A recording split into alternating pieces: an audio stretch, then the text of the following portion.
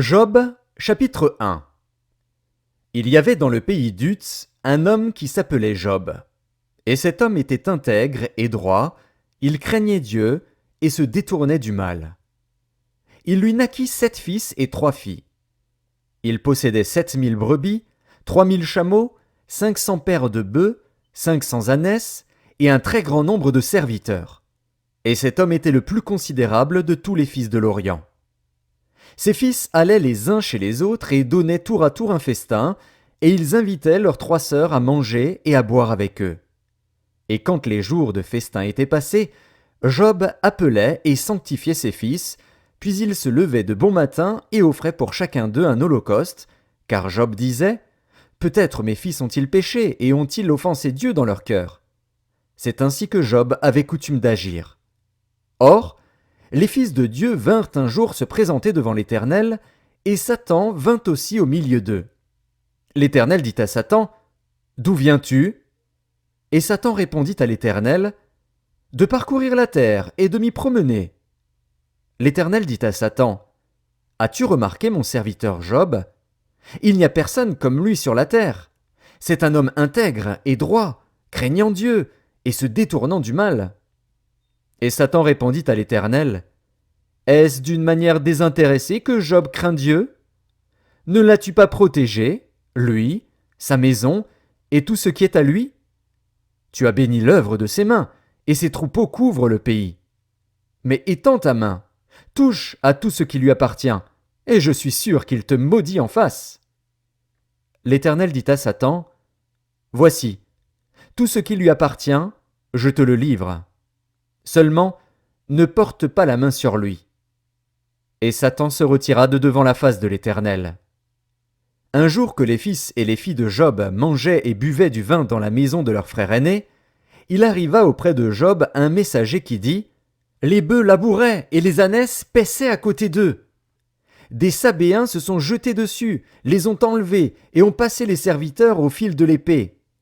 Et je me suis échappé, moi seul, pour t'en apporter la nouvelle. » Il parlait encore, lorsqu'un autre vint et dit « Le feu de Dieu est tombé du ciel, a embrasé les brebis et les serviteurs, et les a consumés. Et je me suis échappé moi seul pour t'en apporter la nouvelle. » Il parlait encore, lorsqu'un autre vint et dit « Des Chaldéens, formés en 3 bandes, se sont jetés sur les chameaux, les ont enlevés et ont passé les serviteurs au fil de l'épée.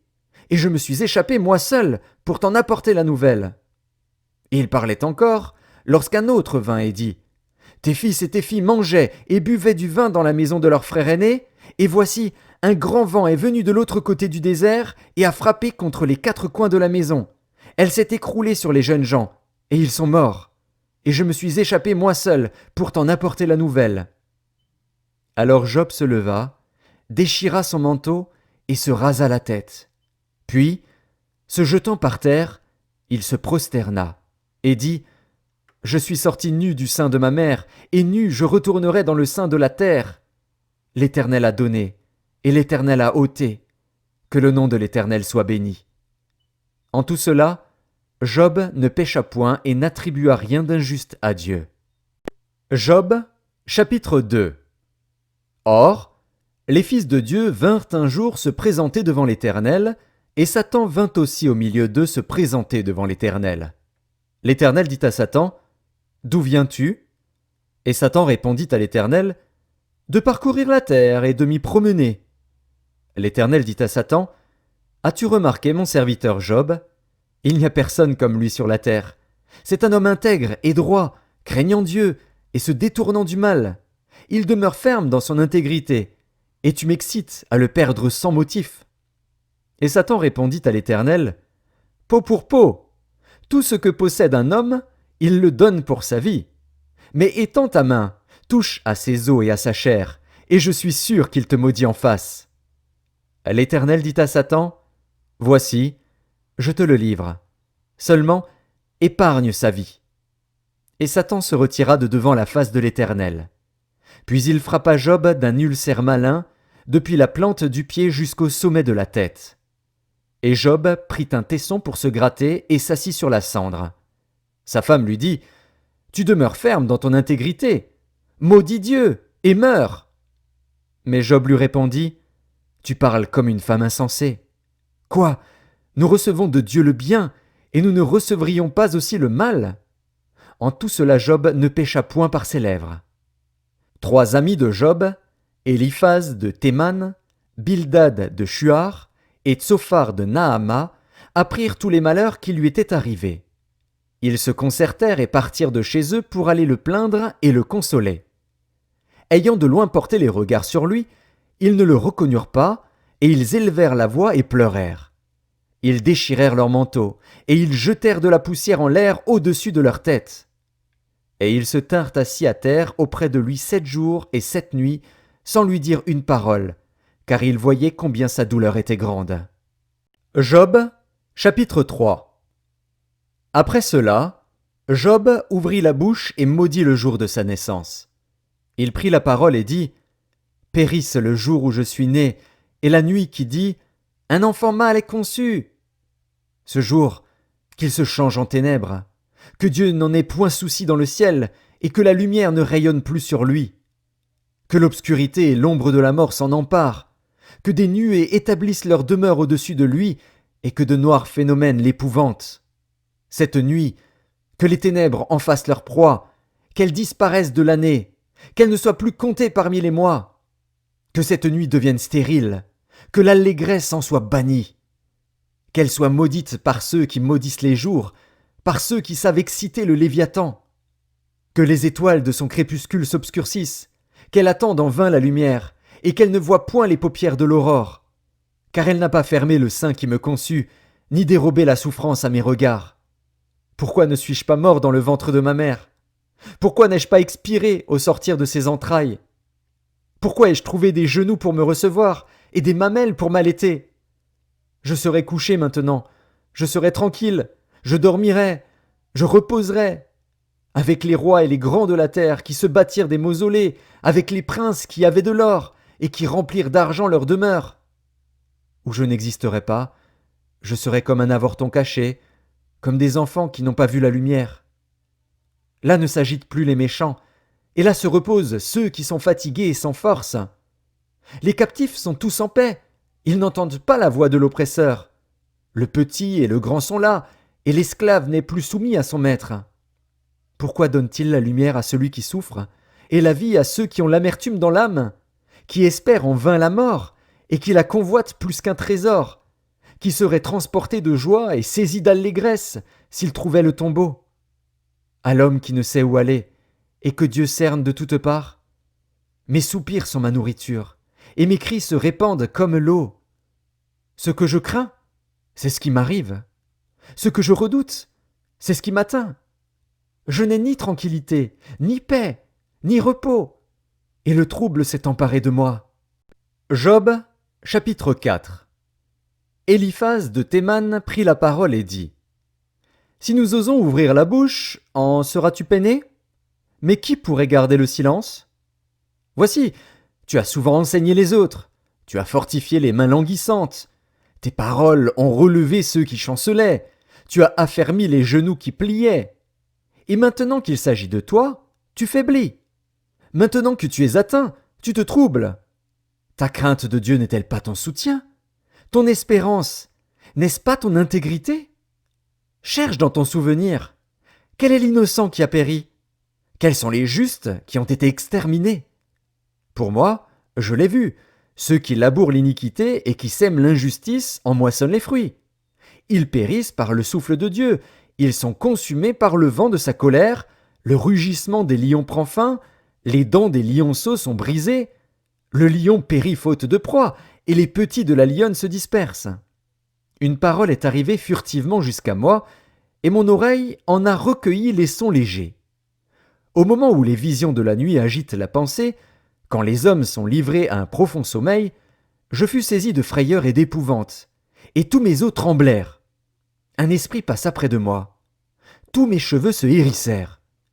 Une figure d'un aspect inconnu était devant mes yeux, et j'entendis une voix qui murmurait doucement « L'homme serait-il juste devant Dieu?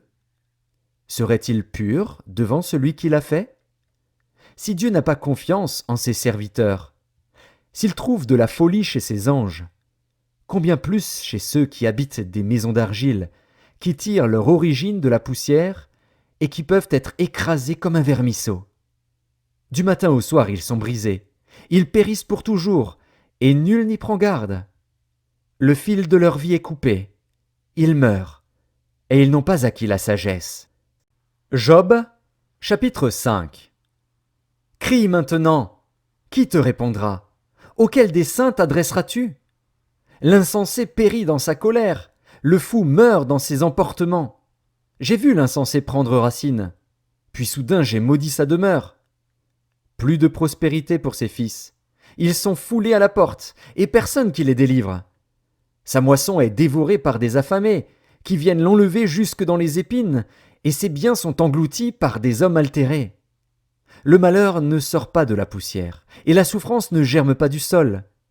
L'homme naît pour souffrir, comme l'étincelle pour voler. Pour moi, j'aurai recours à Dieu, et c'est à Dieu que j'exposerai ma cause. Il fait des choses grandes et insondables, des merveilles sans nombre. Il répand la pluie sur la terre et envoie l'eau sur les campagnes. Il relève les humbles et délivre les affligés. Il anéantit les projets des hommes rusés, et leurs mains ne peuvent les accomplir. Il prend les sages dans leur propre ruse, et les desseins des hommes artificieux sont renversés. Il rencontre les ténèbres au milieu du jour, il tâtonne en plein midi comme dans la nuit. Ainsi Dieu protège le faible contre leurs menaces, et le sauve de la main des puissants. Et l'espérance soutient le malheureux, mais l'iniquité ferme la bouche. Heureux l'homme que Dieu châtie. Ne méprise pas la correction du Tout-Puissant. Il fait la plaie, et il la bande. Il blesse, et sa main guérit. 6 fois il te délivrera de l'angoisse, et 7 fois le mal ne t'atteindra pas. Il te sauvera de la mort pendant la famine, et des coups de glaive pendant la guerre. Tu seras à l'abri du fléau de la langue, tu seras sans crainte quand viendra la dévastation. Tu te riras de la dévastation comme de la famine, et tu n'auras pas à redouter les bêtes de la terre. Car tu feras alliance avec les pierres des champs, et les bêtes de la terre seront en paix avec toi. Tu jouiras du bonheur sous ta tente, tu retrouveras tes troupeaux complets, tu verras ta postérité s'accroître, et tes rejetons se multiplier comme l'herbe des champs. Tu entreras au sépulcre dans la vieillesse, comme on emporte une gerbe en son temps. Voilà ce que nous avons reconnu. Voilà ce qui est. À toi d'entendre et de mettre à profit.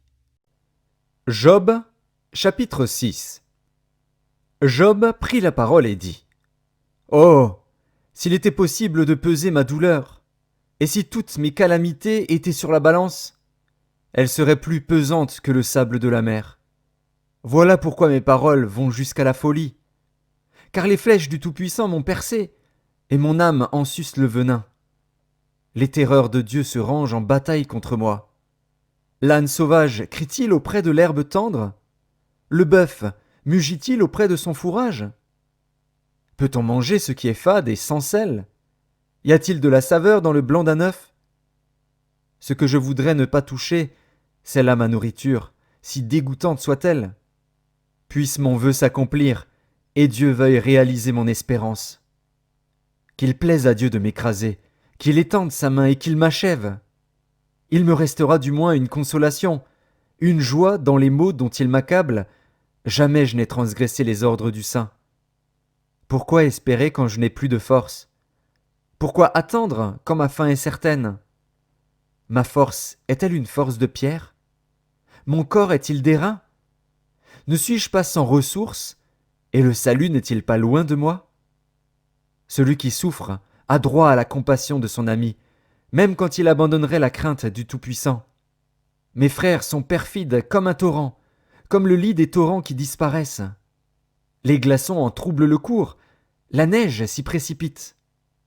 Viennent les chaleurs, et ils tarissent, les feux du soleil, et leur lit demeure à sec. Les caravanes se détournent de leur chemin, s'enfoncent dans le désert, et périssent. Les caravanes de Théma fixent le regard.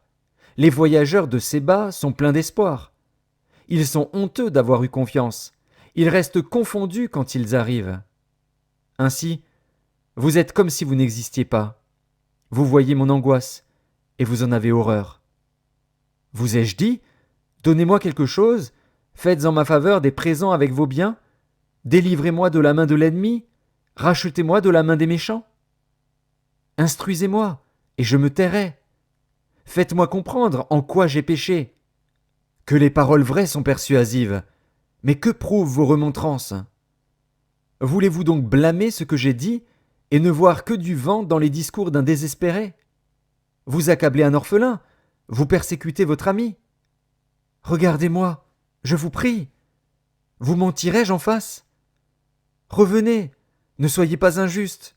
Revenez et reconnaissez mon innocence. Y a-t-il de l'iniquité sur ma langue? Et ma bouche ne discerne-t-elle pas le mal? Job, chapitre 7. Le sort de l'homme sur la terre est celui d'un soldat, et ses jours sont ceux d'un mercenaire. Comme l'esclave soupire après l'ombre, comme l'ouvrier attend son salaire, ainsi j'ai pour partage des mois de douleur, j'ai pour mon lot des nuits de souffrance. Je me couche et je dis, quand me lèverai-je? Quand finira la nuit? Et je suis rassasié d'agitation jusqu'au point du jour.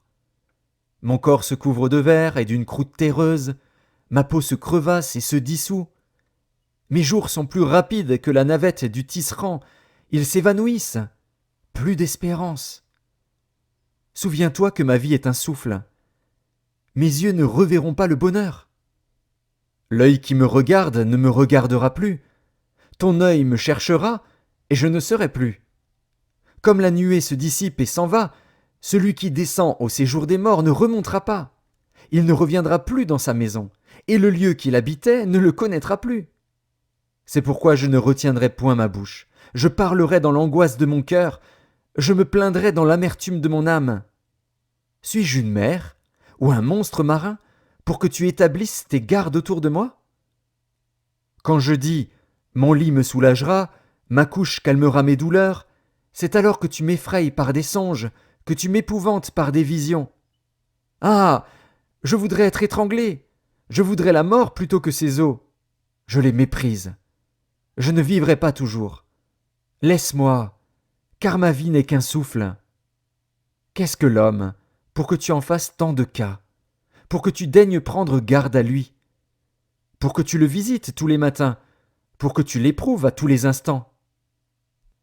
Quand cesseras-tu d'avoir le regard sur moi? Quand me laisseras-tu le temps d'avaler ma salive? Si j'ai péché, qu'ai-je pu te faire, gardien des hommes? Pourquoi me mettre en butte à tes traits? Pourquoi me rendre à charge à moi-même? Que ne pardonnes-tu mon péché, et que n'oublies-tu mon iniquité? Car je vais me coucher dans la poussière. Tu me chercheras, et je ne serai plus. Job, chapitre 8. Bildad de Shuar prit la parole et dit: Jusqu'à quand veux-tu discourir de la sorte? Et les paroles de ta bouche seront-elles un vent impétueux? Dieu renverserait-il le droit? Le Tout-Puissant renverserait-il la justice? Si tes fils ont péché contre lui, il les a livrés à leur péché.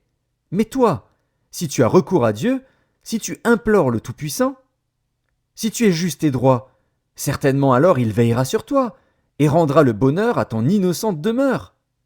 Ton ancienne prospérité semblera peu de chose, celle qui t'est réservée sera bien plus grande. Interroge ceux des générations passées, sois attentif à l'expérience de leur père. Car nous sommes d'hier, et nous ne savons rien, nos jours sur la terre ne sont qu'une ombre.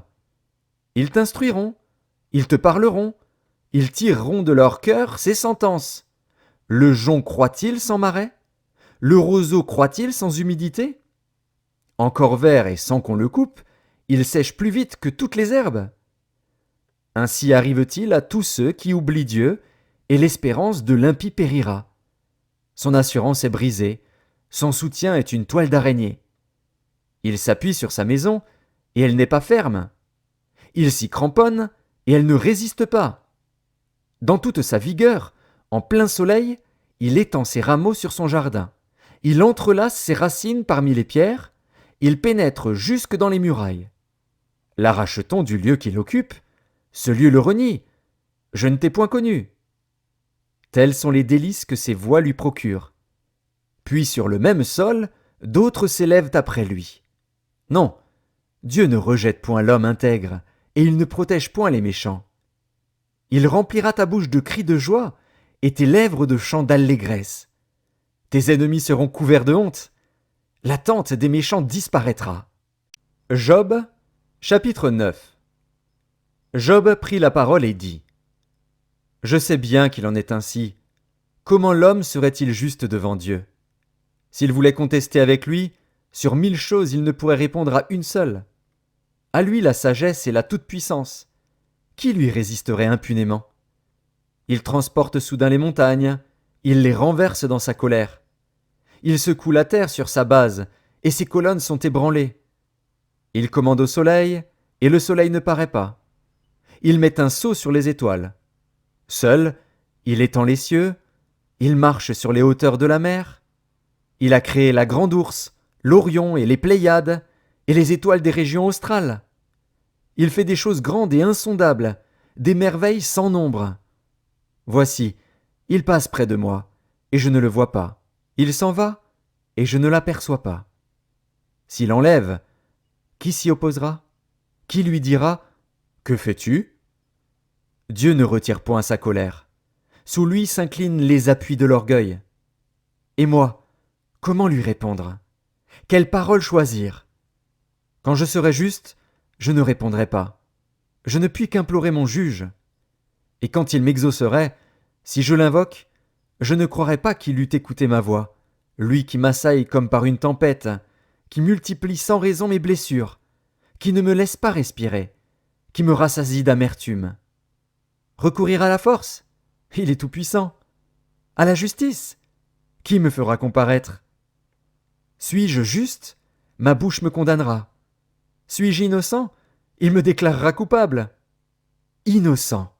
Je le suis, mais je ne tiens pas à la vie, je méprise mon existence. Qu'importe après tout, car, j'ose le dire, il détruit l'innocent comme le coupable. Si du moins le fléau donnait soudain la mort, mais il se rit des épreuves de l'innocent. La terre est livrée aux mains de l'impie. Il voile la face des juges. Si ce n'est pas lui, qui est-ce donc ? Mes jours sont plus rapides qu'un courrier. Il fuit sans avoir vu le bonheur. Il passe comme les navires de jonc, comme l'aigle qui fond sur sa proie. Si je dis : Je veux oublier mes souffrances, laisser ma tristesse, reprendre courage, je suis effrayé de toutes mes douleurs. Je sais que tu ne me tiendras pas pour innocent. Je serai jugé coupable. Pourquoi me fatiguer en vain ? Quand je me laverai dans la neige, quand je purifierai mes mains avec du savon, tu me plongerais dans la fange, et mes vêtements m'auraient en horreur. Il n'est pas un homme comme moi, pour que je lui réponde, pour que nous allions ensemble en justice.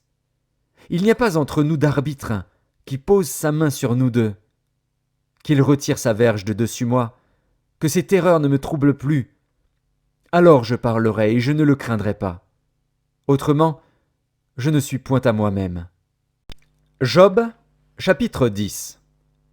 Mon âme est dégoûtée de la vie. Je donnerai cours à ma plainte. Je parlerai dans l'amertume de mon âme. Je dis à Dieu : Ne me condamne pas. Fais-moi savoir pourquoi tu me prends à partie. Te paraît-il bien de maltraiter, de repousser l'ouvrage de tes mains, et de faire briller ta faveur sur le conseil des méchants ? As-tu des yeux de chair ? Vois-tu comme voit un homme ? Tes jours sont-ils comme les jours de l'homme, et tes années comme ses années, pour que tu recherches mon iniquité, pour que tu t'enquières de mon péché, sachant bien que je ne suis pas coupable, et que nul ne peut me délivrer de ta main. Tes mains m'ont formé, elles m'ont créé, elles m'ont fait tout entier, et tu me détruirais. Souviens-toi que tu m'as façonné comme de l'argile. Voudrais-tu de nouveau me réduire en poussière ? Ne m'as-tu pas coulé comme du lait ? Ne m'as-tu pas caillé comme du fromage ? Tu m'as revêtu de peau et de chair, tu m'as tissé d'eau et de nerfs. Tu m'as accordé ta grâce avec la vie. Tu m'as conservé par tes soins et sous ta garde. Voici néanmoins ce que tu cachais dans ton cœur. Voici, je le sais, ce que tu as résolu en toi-même. Si je pêche, tu m'observes. Tu ne pardonnes pas mon iniquité. Suis-je coupable ? Malheur à moi. Suis-je innocent ? Je n'ose lever la tête. rassasié de honte et absorbé dans ma misère. Et si j'ose la lever, tu me poursuis comme un lion, tu me frappes encore par des prodiges. Tu m'opposes de nouveaux témoins, tu multiplies tes fureurs contre moi, tu m'assailles d'une succession de calamités. Pourquoi m'as-tu fait sortir du sein de ma mère? Je serais mort, et aucun œil ne m'aurait vu. Je serais comme si je n'eusse pas existé, et j'aurais passé du ventre de ma mère au sépulcre. Mes jours ne sont-ils pas en petit nombre? Qu'il me laisse, qu'il se retire de moi, et que je respire un peu, avant que je m'en aille, pour ne plus revenir, dans le pays des ténèbres et de l'ombre de la mort, pays d'une obscurité profonde, où règne l'ombre de la mort et la confusion, et où la lumière est semblable aux ténèbres. Job, chapitre 11. Tsophar de Naama prit la parole et dit: Cette multitude de paroles ne trouvera-t-elle point de réponse, et suffira-t-il d'être un discoureur pour avoir raison? Tes vains propos feront-ils taire les gens? Te moqueras-tu, sans que personne te confonde? Tu dis: Ma manière de voir est juste, et je suis pur à tes yeux. Oh! Si Dieu voulait parler, s'il ouvrait les lèvres pour te répondre, et s'il te révélait les secrets de sa sagesse, de son immense sagesse, tu verrais alors qu'il ne te traite pas selon ton iniquité. Prétends-tu sonder les pensées de Dieu, parvenir à la connaissance parfaite du Tout-Puissant? Elle est aussi haute que les cieux. Que feras-tu? Plus profonde que le séjour des morts. Que sauras-tu? La mesure en est plus longue que la terre. Elle est plus large que la mer. S'il passe, s'il saisit, s'il traîne à son tribunal, qui s'y opposera? Car il connaît les vicieux, il voit facilement les coupables. L'homme, au contraire, a l'intelligence d'un fou, il est né comme le petit d'un âne sauvage. Pour toi, dirige ton cœur vers Dieu, étends vers lui tes mains. Éloigne-toi de l'iniquité, et ne laisse pas habiter l'injustice sous ta tente. Alors tu lèveras ton front sans tache, tu seras ferme et sans crainte. Tu oublieras tes souffrances, tu t'en souviendras comme des eaux écoulées. Tes jours auront plus d'éclat que le soleil à son midi, tes ténèbres seront comme la lumière du matin. Tu seras plein de confiance, et ton attente ne sera plus vaine. Tu regarderas autour de toi, et tu reposeras en sûreté. Tu te coucheras sans que personne ne trouble, et plusieurs caresseront ton visage. Mais les yeux des méchants seront consumés. Pour eux, point de refuge. La mort. Voilà leur espérance. Job, chapitre 12. Job prit la parole et dit: On dirait, en vérité, que le genre humain c'est vous, et qu'avec vous doit mourir la sagesse. J'ai tout aussi bien que vous de l'intelligence, moi, je ne vous suis point inférieur. Et qui ne sait les choses que vous dites? Je suis pour mes amis un objet de raillerie, quand j'implore le secours de Dieu. Le juste, l'innocent, un objet de raillerie. Au malheur le mépris, c'est la devise des heureux. À celui dont le pied chancelle est réservé le mépris. Il y a paix sous la tente des pillards, sécurité pour ceux qui offensent Dieu, pour quiconque se fait un Dieu de sa force. Interroge les bêtes, elles t'instruiront. Les oiseaux du ciel, ils te l'apprendront. Parle à la terre, elle t'instruira, et les poissons de la mer te le raconteront. Qui ne reconnaît chez eux la preuve que la main de l'Éternel a fait toutes choses? Il tient dans sa main l'âme de tout ce qui vit, le souffle de toute chair d'homme. L'oreille ne discerne-t-elle pas les paroles, comme le palais savoure les aliments? Dans les vieillards se trouve la sagesse, et dans une longue vie l'intelligence. En Dieu réside la sagesse et la puissance. Le conseil et l'intelligence lui appartiennent. Ce qu'il renverse ne sera point rebâti. Celui qui l'enferme ne sera point délivré. Il retient les eaux et tout se dessèche. Il les lâche et la terre en est dévastée. Il possède la force et la prudence.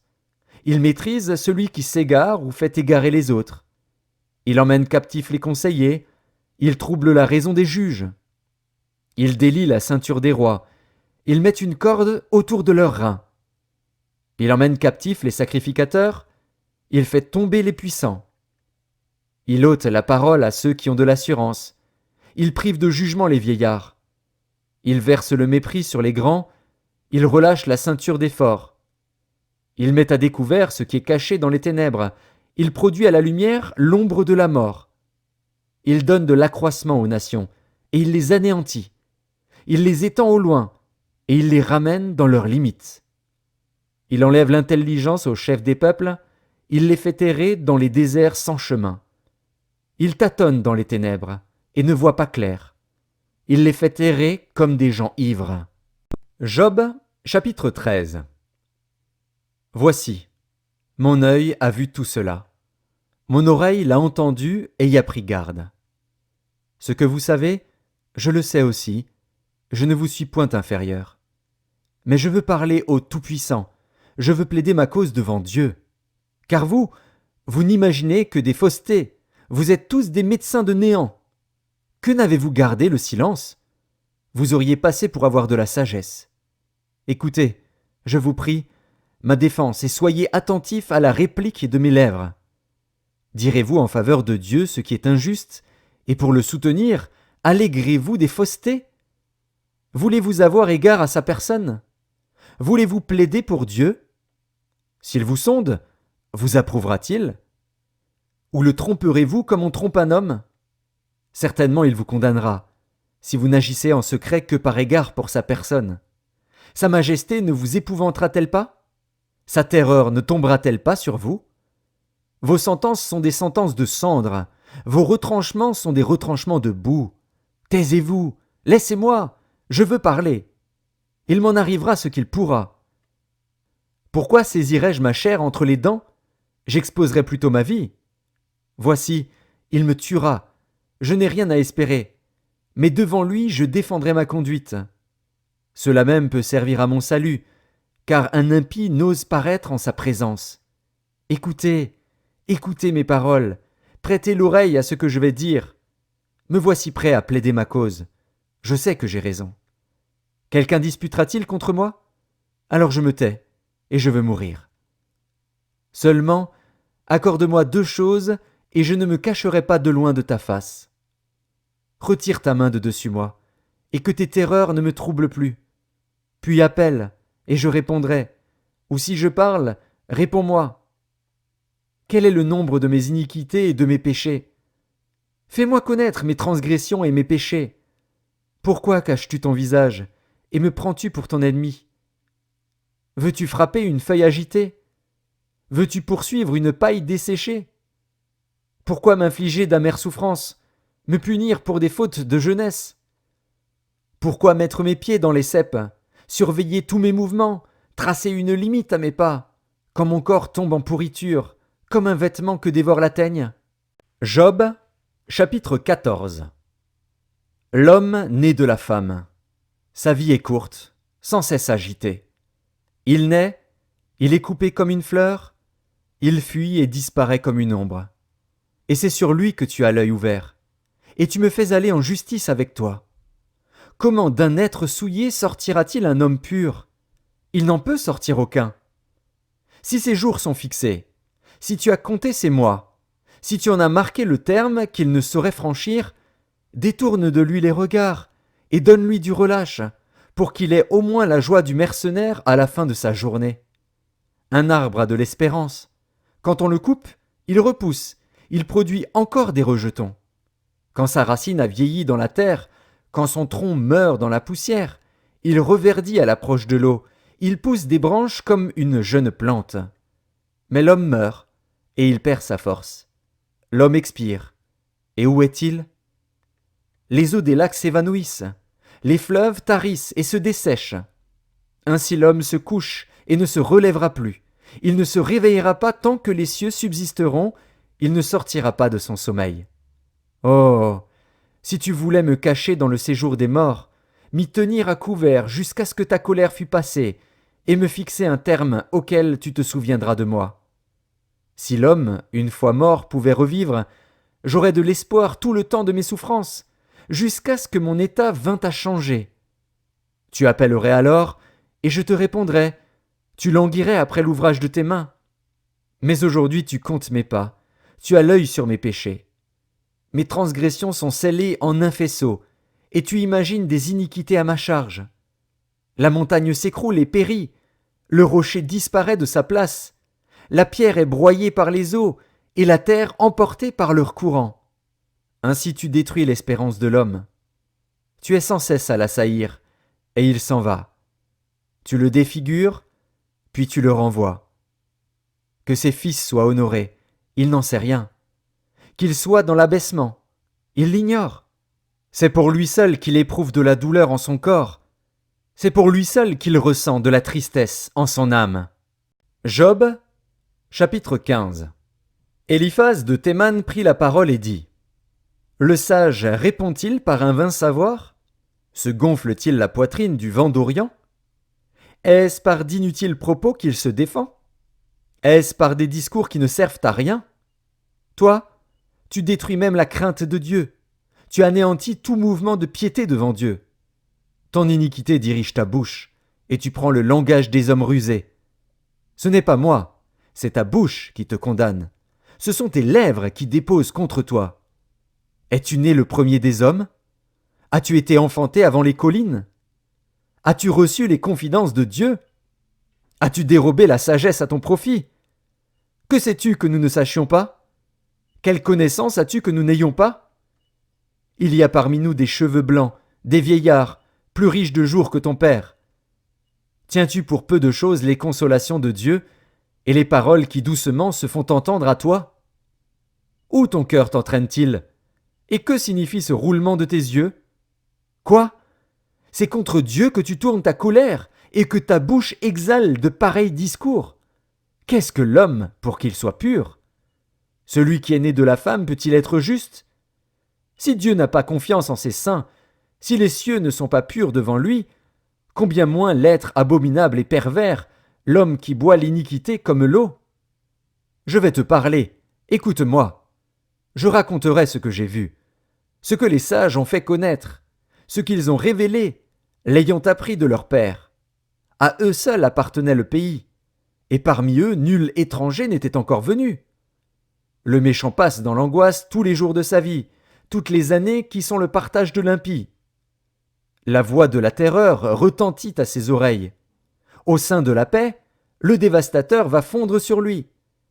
Il n'espère pas échapper aux ténèbres, il voit l'épée qui le menace. Il court çà et là pour chercher du pain, il sait que le jour des ténèbres l'attend. La détresse et l'angoisse l'épouvantent, elles l'assaillent comme un roi prêt à combattre. Car il a levé la main contre Dieu, il a bravé le Tout-Puissant. Il a eu l'audace de courir à lui sous le dos épais de ses boucliers. Il avait le visage couvert de graisse, les flancs chargés d'embonpoint. Et il habite des villes détruites, des maisons abandonnées, sur le point de tomber en ruine. Il ne s'enrichira plus, sa fortune ne se relèvera pas, sa prospérité ne s'étendra plus sur la terre. Il ne pourra se dérober aux ténèbres, la flamme consumera ses rejetons, et Dieu le fera périr par le souffle de sa bouche. S'il a confiance dans le mal, il se trompe, car le mal sera sa récompense. Elle arrivera avant le terme de ses jours, et son rameau ne verdira plus. Il sera comme une vigne dépouillée de ses fruits encore verts, comme un olivier dont on a fait tomber les fleurs. La maison de l'impie deviendra stérile, et le feu dévorera la tente de l'homme corrompu. Il conçoit le mal, et il enfante le mal. Il mûrit dans son sein des fruits qui le trompent. Job, chapitre 16. Job prit la parole et dit : J'ai souvent entendu pareille chose. Vous êtes tous des consolateurs fâcheux. Quand finiront ces discours en l'air ? Pourquoi cette irritation dans tes réponses ? Moi aussi, je pourrais parler comme vous, si vous étiez à ma place. Je vous accablerais de paroles, je secouerais sur vous la tête, je vous fortifierais de la bouche, je remuerais les lèvres pour vous soulager. Si je parle, mes souffrances ne seront point calmées. Si je me tais, en quoi seront-elles moindres ? Maintenant, hélas, il m'a épuisé. Tu as ravagé toute ma maison. Tu m'as saisi pour témoigner contre moi. Ma maigreur se lève et m'accuse en face. Il me déchire et me poursuit dans sa fureur. Il grince des dents contre moi. Il m'attaque et me perce de son regard. Ils ouvrent la bouche pour me dévorer. Ils m'insultent et me frappent les joues. Ils s'acharnent tous après moi. Dieu me livre à la merci des impies. Il me précipite entre les mains des méchants. J'étais tranquille, et il m'a secoué, il m'a saisi par la nuque et m'a brisé. Il a tiré sur moi comme à un but. Ses traits m'environnent de toutes parts. Il me perce les reins sans pitié, il répand ma bile sur la terre. Il me fait brèche sur brèche, il fond sur moi comme un guerrier. J'ai cousu un sac sur ma peau, j'ai roulé ma tête dans la poussière. Les pleurs ont altéré mon visage, l'ombre de la mort est sur mes paupières. Je n'ai pourtant commis aucune violence, et ma prière fut toujours pure. Ô terre, ne couvre point mon sang, et que mes cris prennent librement leur essor. Déjà maintenant, mon témoin est dans le ciel, mon témoin est dans les lieux élevés. Mes amis se jouent de moi, c'est Dieu que j'implore avec larmes. Puisse-t-il donner à l'homme raison contre Dieu, et au Fils de l'homme contre ses amis? Car le nombre de mes années touche à son terme, et je m'en irai par un sentier d'où je ne reviendrai pas. Job, chapitre 17. Mon souffle se perd, mes jours s'éteignent, le sépulcre m'attend. Je suis environné de moqueurs, et mon œil doit contempler leurs insultes. Sois auprès de toi-même ma caution, autrement, qui répondrait pour moi? Car tu as fermé leur cœur à l'intelligence, aussi ne les laisseras-tu pas triompher. On invite ses amis au partage du butin, et l'on a des enfants dont les yeux se consument. Il m'a rendu la fable des peuples, et ma personne est un objet de mépris. Mon œil est obscurci par la douleur, tous mes membres sont comme une ombre. Les hommes droits en sont stupéfaits, et l'innocent se soulève contre l'impie. Le juste néanmoins demeure ferme dans sa voie. Celui qui a les mains pures se fortifie de plus en plus. Mais vous tous, revenez à vos mêmes discours, et je ne trouverai pas un sage parmi vous. Quoi? Mes jours sont passés, mes projets sont anéantis, les projets qui remplissaient mon cœur. Et ils prétendent que la nuit c'est le jour, que la lumière est proche quand les ténèbres sont là. C'est le séjour des morts que j'attends pour demeure, c'est dans les ténèbres que je dresserai ma couche. Je crie à la fosse, tu es mon père, et au ver, vous êtes ma mère et ma sœur. Mon espérance, où donc est-elle? Mon espérance, qui peut la voir? Elle descendra vers les portes du séjour des morts, quand nous irons ensemble reposer dans la poussière. Job, chapitre 18. Bildad de Shuar prit la parole et dit : Quand mettrez-vous un terme à ces discours? Ayez de l'intelligence, puis nous parlerons. Pourquoi sommes-nous regardés comme des bêtes? Pourquoi ne sommes-nous à vos yeux que des brutes? Ô toi qui te déchires dans ta fureur, faut-il à cause de toi que la terre devienne déserte? Faut-il que les rochers disparaissent de leur place? La lumière du méchant s'éteindra, et la flamme qui en jaillit cessera de briller. La lumière s'obscurcira sous sa tente, et sa lampe au-dessus de lui s'éteindra. Ses pas assurés seront à l'étroit, malgré ses efforts, il tombera. Car il met les pieds sur un filet, il marche dans les mailles. Il est saisi au piège par le talon, et le filet s'empare de lui. Le cordeau est caché dans la terre, et la trappe est sur son sentier. Des terreurs l'assiègent, l'entourent, le poursuivent par derrière. La faim consume ses forces, la misère est à ses côtés. Les parties de sa peau sont l'une après l'autre dévorées, ses membres sont dévorés par le premier-né de la mort. Il est arraché de sa tente où il se croyait en sûreté, il se traîne vers le roi des épouvantements. Nul des siens n'habite sa tente, le soufre est répandu sur sa demeure. En bas, ses racines se dessèchent. En haut, ses branches sont coupées. Sa mémoire disparaît de la terre, son nom n'est plus sur la face des champs. Il est poussé de la lumière dans les ténèbres, il est chassé du monde. Il ne laisse ni descendants, ni postérité parmi son peuple, ni survivants dans les lieux qui l'habitaient.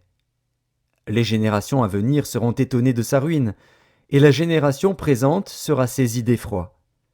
Point d'autre destinée pour le méchant, point d'autre sort pour qui ne connaît pas Dieu. Job, chapitre 19. Job prit la parole et dit : Jusques à quand affligerez-vous mon âme, et m'écraserez-vous de vos discours? Voilà 10 fois que vous m'outragez. N'avez-vous pas honte de m'étourdir ainsi? Si réellement j'ai péché, seul j'en suis responsable. Pensez-vous me traiter avec hauteur? Pensez-vous démontrer que je suis coupable?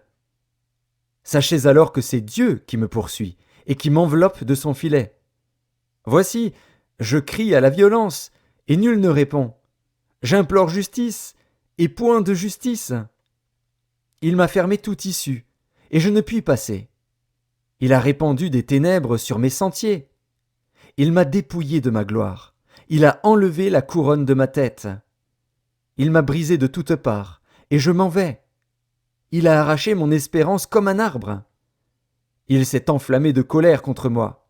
Il m'a traité comme l'un de ses ennemis. Ses troupes se sont de concert mises en marche.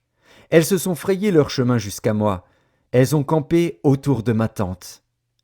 Il a éloigné de moi mes frères, et mes amis se sont détournés de moi. Je suis abandonné de mes proches, je suis oublié de mes intimes. Je suis un étranger pour mes serviteurs et mes servantes, je ne suis plus à leurs yeux qu'un inconnu. J'appelle mon serviteur, et il ne répond pas. Je le supplie de ma bouche, et c'est en vain. Mon humeur est à charge à ma femme, et ma plainte au fils de mes entrailles. Je suis méprisé même par des enfants. Si je me lève, je reçois leurs insultes. Ceux que j'avais pour confidents m'ont en horreur. Ceux que j'aimais se sont tournés contre moi. Mes os sont attachés à ma peau et à ma chair. Il ne me reste que la peau des dents. Ayez pitié de moi, vous, mes amis, car la main de Dieu m'a frappé. Pourquoi me poursuivre comme Dieu me poursuit? Pourquoi vous montrer insatiable de ma chair? Oh, je voudrais que mes paroles fussent écrites, qu'elles fussent écrites dans un livre. Je voudrais qu'avec un burin de fer et avec du plomb, elles fussent pour toujours gravées dans le roc. Mais je sais que mon Rédempteur est vivant, et qu'il se lèvera le dernier sur la terre. Quand ma peau sera détruite, il se lèvera. Quand je n'aurai plus de chair, je verrai Dieu. Je le verrai, et il me sera favorable. Mes yeux le verront, et non ceux d'un autre. Mon âme languit d'attente au-dedans de moi. Vous direz alors, pourquoi le poursuivions-nous? Car la justice de ma cause sera reconnue. Craignez pour vous le glaive. Les châtiments par le glaive sont terribles. Et sachez qu'il y a un jugement. Job, chapitre 20.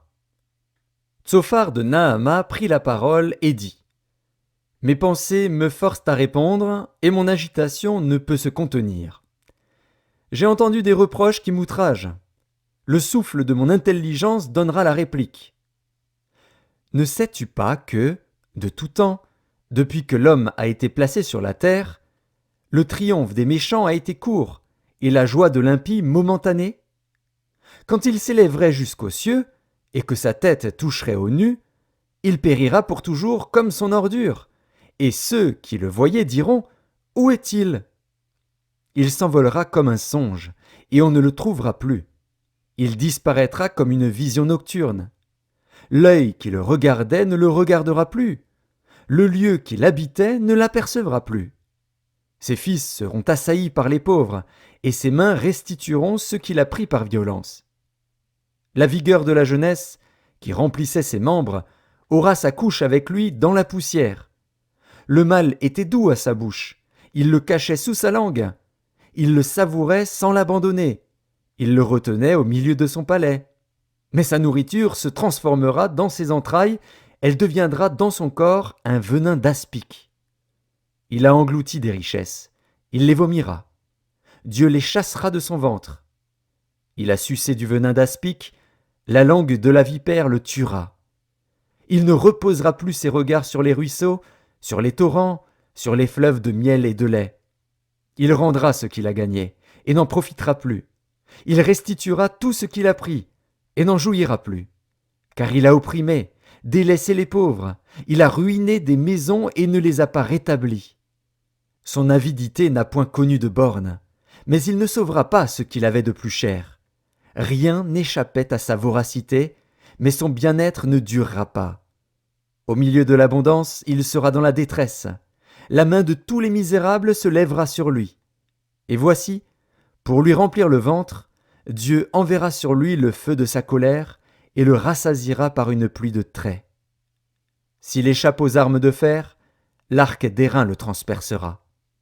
Il arrache de son corps le trait, qui étincelle au sortir de ses entrailles, et il est en proie aux terreurs de la mort. Toutes les calamités sont réservées à ses trésors.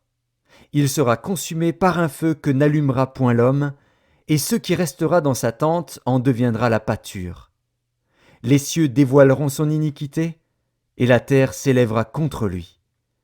Les revenus de sa maison seront emportés, ils disparaîtront au jour de la colère de Dieu. Telle est la part que Dieu réserve aux méchants, tel est l'héritage que Dieu lui destine. Job, chapitre 21. Job prit la parole et dit : Écoutez, écoutez mes paroles, donnez-moi seulement cette consolation. Laissez-moi parler, je vous prie. Et, quand j'aurai parlé, tu pourras te moquer. Est-ce contre un homme que se dirige ma plainte ? Et pourquoi mon âme ne serait-elle pas impatiente ? Regardez-moi, soyez étonnés, et mettez la main sur la bouche. Quand j'y pense, cela m'épouvante, et un tremblement saisit mon corps. Pourquoi les méchants vivent-ils ? Pourquoi les voit-on vieillir et accroître leur force ? Leur postérité s'affermit avec eux, et en leur présence, leurs rejetons prospèrent sous leurs yeux. Dans leur maison règne la paix, sans mélange de crainte. La verge de Dieu ne vient pas les frapper. Leurs taureaux sont vigoureux et féconds, leurs génisses conçoivent et n'avortent point.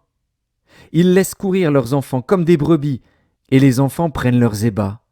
Ils chantent au son du tambourin et de la harpe, ils se réjouissent au son du chalumeau.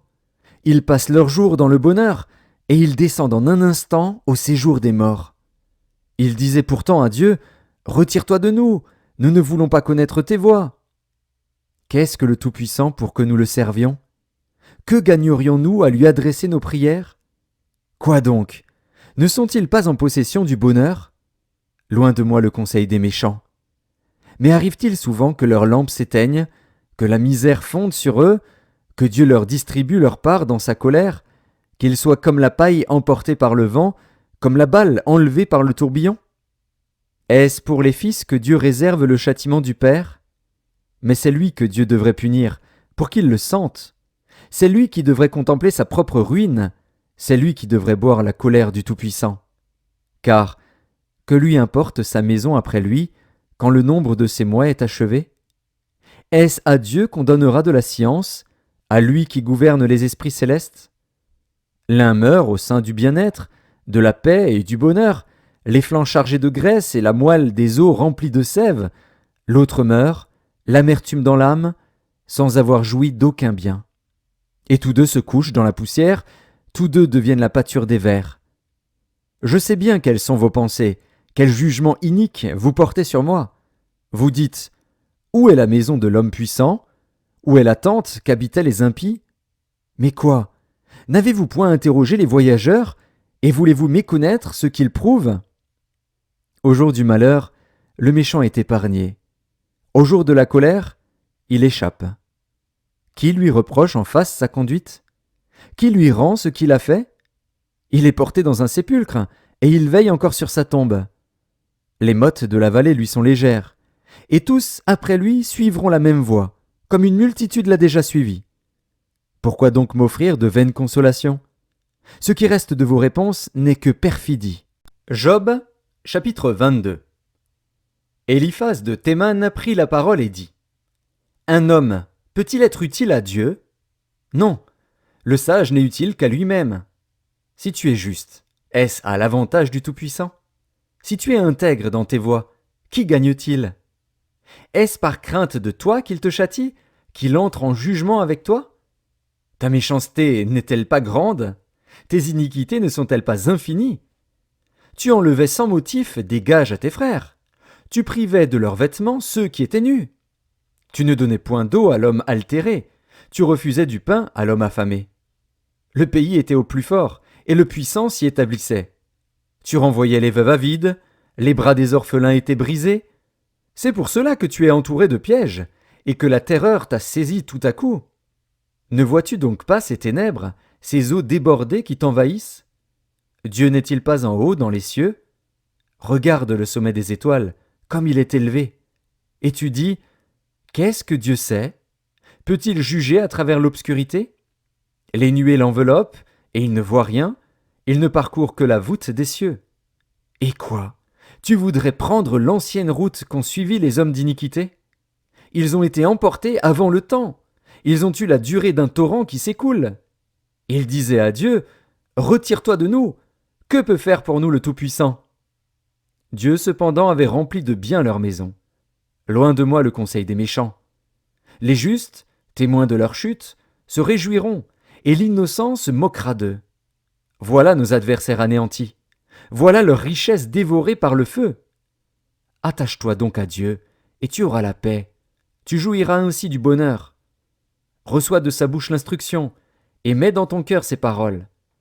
Tu seras rétabli, si tu reviens au Tout-Puissant, si tu éloignes l'iniquité de ta tente. Jette l'or dans la poussière, l'or d'Ophir parmi les cailloux des torrents. Et le Tout-Puissant sera ton or, ton argent, ta richesse. Alors tu feras du Tout-Puissant tes délices. Tu élèveras vers Dieu ta face. Tu le prieras, et il t'exaucera, et tu accompliras tes vœux. À tes résolutions répondra le succès. Sur tes sentiers brillera la lumière. Vienne l'humiliation. Tu prieras pour ton relèvement. Dieu secourt celui dont le regard est abattu. Il délivrera même le coupable, qui devra son salut à la pureté de tes mains. Job, chapitre 23. Job prit la parole et dit : Maintenant encore ma plainte est une révolte, mais la souffrance étouffe mes soupirs. Oh, si je savais où le trouver, si je pouvais arriver jusqu'à son trône, je plaiderais ma cause devant lui, je remplirais ma bouche d'arguments, je connaîtrais ce qu'il peut avoir à répondre, je verrais ce qu'il peut avoir à me dire. Emploierait-il toute sa force à me combattre? Ne daignerait-il pas au moins m'écouter? Ce serait un homme droit qui plaiderait avec lui, et je serais pour toujours absous par mon juge. Mais si je vais à l'Orient, il n'y est pas. Si je vais à l'Occident, je ne le trouve pas. Est-il occupé au nord? Je ne puis le voir. Se cache-t-il au midi? Je ne puis le découvrir. Il sait néanmoins quelle voie j'ai suivie, et s'il m'éprouvait, je sortirais pur comme l'or. Mon pied s'est attaché à ses pas. J'ai gardé sa voie, et je ne m'en suis point détourné. Je n'ai pas abandonné les commandements de ses lèvres. J'ai fait plier ma volonté aux paroles de sa bouche. Mais sa résolution est arrêtée. Qui s'y opposera? Ce que son âme désire, il l'exécute. Il accomplira donc ses desseins à mon égard, et il en concevra bien d'autres encore. Voilà pourquoi sa présence m'épouvante. Quand j'y pense, j'ai peur de lui. Dieu a brisé mon courage. Le Tout-Puissant m'a rempli d'effroi. Car ce ne sont pas les ténèbres qui m'anéantissent, ce n'est pas l'obscurité dont je suis couvert. Job, chapitre 24.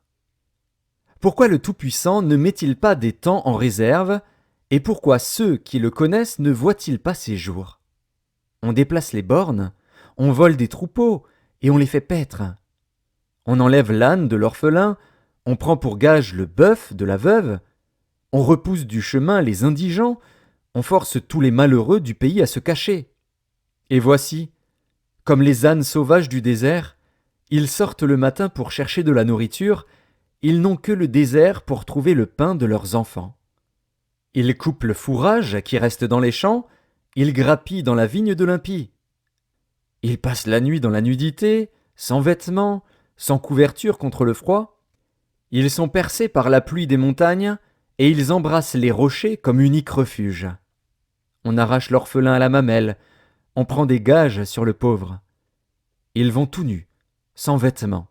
Ils sont affamés, et ils portent les gerbes. Dans les enclos de l'impie, ils font de l'huile, ils foulent le pressoir, et ils ont soif. Dans les villes s'exhalent les soupirs des mourants, l'âme des blessés jette des cris, et Dieu ne prend pas garde à ces infamies. D'autres sont ennemis de la lumière, ils n'en connaissent pas les voies, ils n'en pratiquent pas les sentiers. L'assassin se lève au point du jour, tue le pauvre et l'indigent, et il dérobe pendant la nuit. L'œil de l'adultère épie le crépuscule. Personne ne me verra, dit-il, et il met un voile sur sa figure. La nuit, ils forcent les maisons, le jour ils se tiennent enfermés, ils ne connaissent pas la lumière. Pour eux, le matin c'est l'ombre de la mort, ils en éprouvent toutes les terreurs. Et quoi? L'impie est d'un poids léger sur la face des eaux, il n'a sur la terre qu'une part maudite, il ne prend jamais le chemin des vignes.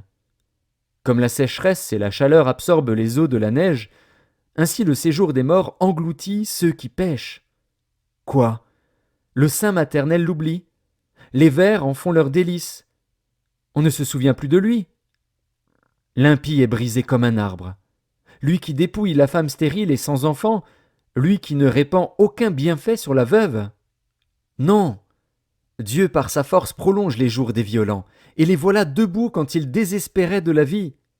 Il leur donne de la sécurité et de la confiance, il a les regards sur leur voie. Ils se sont élevés, et en un instant ils ne sont plus. Ils tombent, ils meurent comme tous les hommes, ils sont coupés comme la tête des épis. S'il n'en est pas ainsi, qui me démentira? Qui réduira mes paroles à néant? Job, chapitre 25. Bildad de Shuar prit la parole et dit: La puissance et la terreur appartiennent à Dieu. Il fait régner la paix dans ces hautes régions. Ses armées ne sont-elles pas innombrables? Sur qui sa lumière ne se lève-t-elle pas? Comment l'homme serait-il juste devant Dieu? Comment celui qui est né de la femme serait-il pur? Voici, la lune même n'est pas brillante, et les étoiles ne sont pas pures à ses yeux. Combien moins l'homme, qui n'est qu'un ver, le fils de l'homme, qui n'est qu'un vermisseau. Job, chapitre 26. Job prit la parole et dit: Comme tu sais bien venir en aide à la faiblesse, comme tu prêtes secours aux bras sans force, quel bon conseil tu donnes à celui qui manque d'intelligence, quelle abondance de sagesse tu fais paraître. À qui s'adressent tes paroles? Et qui est-ce qui t'inspire? Devant Dieu les ombres tremblent au-dessous des eaux et de leurs habitants. Devant lui le séjour des morts est nu, l'abîme n'a point de voile. Il étend le septentrion sur le vide, il suspend la terre sur le néant. Il renferme les eaux dans ses nuages, et les nuages n'éclatent pas sous leur poids. Il couvre la face de son trône, il répand sur lui sa nuée. Il a tracé un cercle à la surface des eaux, comme limite entre la lumière et les ténèbres. Les colonnes du ciel s'ébranlent et s'étonnent à sa menace. Par sa force, il soulève la mer, par son intelligence, il en brise l'orgueil. Son souffle donne au ciel la sérénité, sa main transperce le serpent fuyard. Ce sont là les bords de ses voies, c'est le bruit léger qui nous en parvient. Mais qui entendra le tonnerre de sa puissance? Job, chapitre 27. Job prit de nouveau la parole sous forme sentencieuse et dit: Dieu qui me refuse justice est vivant. Le Tout-Puissant qui remplit mon âme d'amertume est vivant. Aussi longtemps que j'aurai ma respiration et que le souffle de Dieu sera dans mes narines, mes lèvres ne prononceront rien d'injuste, ma langue ne dira rien de faux. Loin de moi la pensée de vous donner raison. Jusqu'à mon dernier soupir, je défendrai mon innocence. Je tiens à me justifier, et je ne faiblirai pas. Mon cœur ne me fait de reproches sur aucun de mes jours. Que mon ennemi soit comme le méchant, et mon adversaire comme l'impie. Quelle espérance reste-t-il à l'impie quand Dieu coupe le fil de sa vie, quand il lui retire son âme? Est-ce que Dieu écoute ses cris quand l'angoisse vient l'assaillir? Fait-il du Tout-Puissant ses délices? Adresse-t-il en tout temps ses prières à Dieu? Je vous enseignerai les voies de Dieu. Je ne vous cacherai pas les desseins du Tout-Puissant. Mais vous les connaissez, et vous êtes d'accord. Pourquoi donc vous laisser aller à de vaines pensées? Voici la part que Dieu réserve aux méchants, l'héritage que le Tout-Puissant destine à l'impie. S'il a des fils en grand nombre, c'est pour le glaive, et ses rejetons manquent de pain. Ceux qui échappent sont enterrés par la peste, et leurs veuves ne les pleurent pas. S'il amasse l'argent comme la poussière, s'il entasse les vêtements comme la boue, c'est lui qui entasse, mais c'est le juste qui se revêt, c'est l'homme intègre qui a l'argent en partage. Sa maison est comme celle que bâtit la teigne, comme la cabane que fait un gardien. Il se couche riche, et il meurt dépouillé. Il ouvre les yeux, et tout a disparu. Les terreurs le surprennent comme des eaux. Un tourbillon l'enlève au milieu de la nuit. Le vent d'Orient l'emporte, et il s'en va. Il l'arrache violemment de sa demeure. Dieu lance sans pitié des traits contre lui, et le méchant voudrait fuir pour les éviter. On bat des mains à sa chute, et on le siffle à son départ. Job, chapitre 28. Il y a pour l'argent une mine d'où on le fait sortir, et pour l'or un lieu d'où on l'extrait pour l'affiner. Le fer se tire de la poussière, et la pierre se fond pour produire l'airain. L'homme fait cesser les ténèbres, il explore, jusque dans les endroits les plus profonds, les pierres cachées dans l'obscurité et dans l'ombre de la mort. Il creuse un puits loin des lieux habités, ses pieds ne lui sont plus en aide, et il est suspendu, balancé, loin des humains. La terre, d'où sort le pain, est bouleversée dans ses entrailles comme par le feu. Ces pierres contiennent du saphir, et l'on y trouve de la poudre d'or. L'oiseau de proie n'en connaît pas le sentier, l'œil du vautour ne l'a point aperçu. Les plus fiers animaux ne l'ont point foulé, le lion n'y a jamais passé. L'homme porte sa main sur le roc, il renverse les montagnes depuis la racine. Il ouvre des tranchées dans les rochers, et son œil contemple tout ce qu'il y a de précieux. Il arrête l'écoulement des eaux, et il produit à la lumière ce qui est caché. Mais la sagesse, où se trouve-t-elle? Où est la demeure de l'intelligence? L'homme n'en connaît point le prix. Elle ne se trouve pas dans la terre des vivants. L'abîme dit, elle n'est point en moi, et la mer dit, elle n'est point en moi.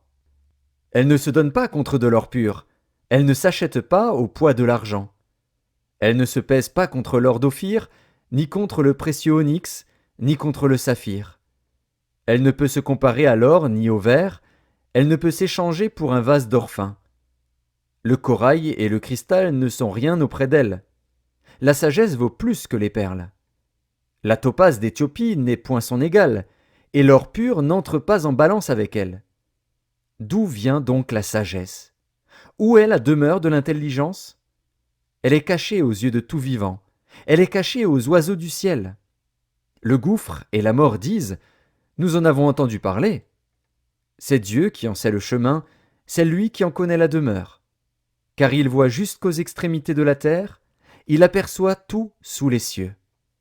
Quand il régla le poids du vent, et qu'il fixa la mesure des eaux, quand il donna des lois à la pluie, et qu'il traça la route de l'éclair et du tonnerre, alors il vit la sagesse et la manifesta. Il en posa les fondements et la mit à l'épreuve.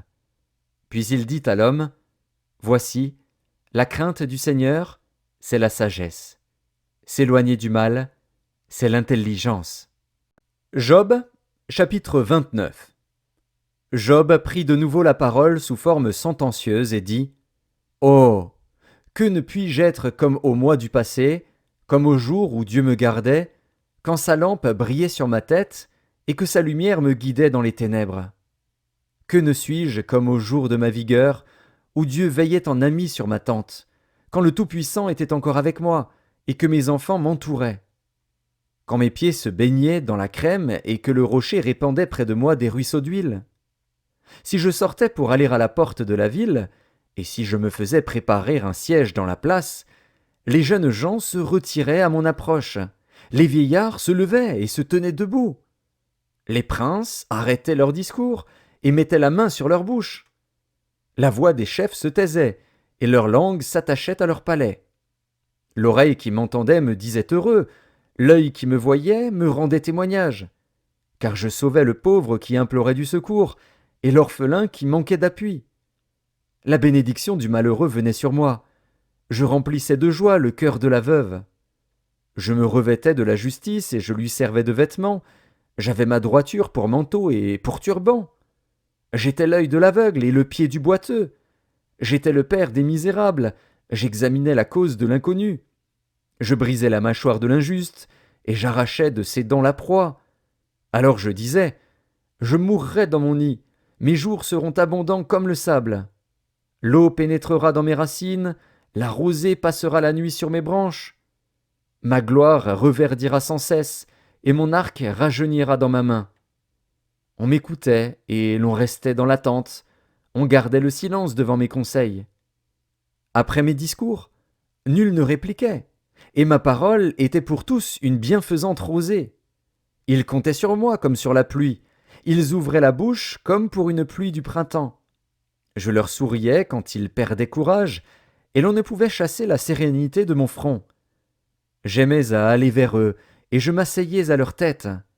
J'étais comme un roi au milieu d'une troupe, comme un consolateur auprès des affligés. Job, chapitre 30. Et maintenant, je suis la risée de plus jeunes que moi, de ceux dont je dédaignais de mettre les pères parmi les chiens de mon troupeau. Mais à quoi me servirait la force de leurs mains? Ils sont incapables d'atteindre la vieillesse. Desséchés par la misère et la faim, ils fuient dans les lieux arides, depuis longtemps abandonnés et déserts. Ils arrachent près des arbrisseaux les herbes sauvages, et ils n'ont pour pain que la racine des genêts. On les chasse du milieu des hommes, on crie après eux comme après des voleurs. Ils habitent dans d'affreuses vallées, dans les cavernes de la terre et dans les rochers. Ils hurlent parmi les buissons, ils se rassemblent sous les ronces. Êtres vils et méprisés, on les repousse du pays. Et maintenant, je suis l'objet de leurs chansons, je suis en butte à leurs propos. Ils ont horreur de moi, ils se détournent, ils me crachent au visage. Ils n'ont plus de retenue et ils m'humilient, ils rejettent tout frein devant moi. Ces misérables se lèvent à ma droite et me poussent les pieds, ils se frayent contre moi des sentiers pour ma ruine. Ils détruisent mon propre sentier et travaillent à ma perte, eux à qui personne ne viendrait en aide. Ils arrivent comme par une large brèche, ils se précipitent sous les craquements. Les terreurs m'assiègent. Ma gloire est emportée comme par le vent, mon bonheur a passé comme un nuage. Et maintenant, mon âme s'épanche en mon sein, les jours de la souffrance m'ont saisi. La nuit me perce et m'arrache les os. La douleur qui me ronge ne se donne aucun repos. Par la violence du mal, mon vêtement perd sa forme. Il se colle à mon corps comme ma tunique. Dieu m'a jeté dans la boue, et je ressemble à la poussière et à la cendre. Je crie vers toi, et tu ne me réponds pas. Je me tiens debout, et tu me lances ton regard. Tu deviens cruel contre moi. Tu me combats avec la force de ta main. Tu me soulèves, tu me fais voler au-dessus du vent, et tu m'anéantis au bruit de la tempête. Car, je le sais, tu me mènes à la mort, au rendez-vous de tous les vivants. Mais celui qui va périr n'étend-il pas les mains? Celui qui est dans le malheur n'implore-t-il pas du secours? N'avais-je pas des larmes pour l'infortuné? Mon cœur n'avait-il pas pitié de l'indigent? J'attendais le bonheur, et le malheur est arrivé. J'espérais la lumière, et les ténèbres sont venues. Mes entrailles bouillonnent sans relâche, les jours de la calamité m'ont surpris. Je marche noirci, mais non par le soleil. Je me lève en pleine assemblée, et je crie. Je suis devenu le frère des chacals, le compagnon des autruches. Ma peau noircit et tombe. Mes os brûlent et se dessèchent. Ma harpe n'est plus qu'un instrument de deuil, et mon chalumeau ne peut rendre que des sons plaintifs. Job, chapitre 31. J'avais fait un pacte avec mes yeux, et je n'aurais pas arrêté mes regards sur une vierge. Quelle part Dieu m'eût-il réservé d'en haut? Quel héritage le Tout-Puissant m'eût-il envoyé des cieux? La ruine n'est-elle pas pour le méchant, et le malheur pour ceux qui commettent l'iniquité? Dieu n'a-t-il pas connu mes voies? N'a-t-il pas compté tous mes pas? Si j'ai marché dans le mensonge, si mon pied a couru vers la fraude, que Dieu me pèse dans des balances justes, et il reconnaîtra mon intégrité. Si mon pas s'est détourné du droit chemin, si mon cœur a suivi mes yeux, si quelque souillure s'est attachée à mes mains, que je sème et qu'un autre moissonne, et que mes rejetons soient déracinés. Si mon cœur a été séduit par une femme, si j'ai fait le guet à la porte de mon prochain, que ma femme tourne la meule pour un autre, et que d'autres la déshonorent. Car c'est un crime, un forfait que punissent les juges. C'est un feu qui dévore jusqu'à la ruine, et qui aurait détruit toute ma richesse.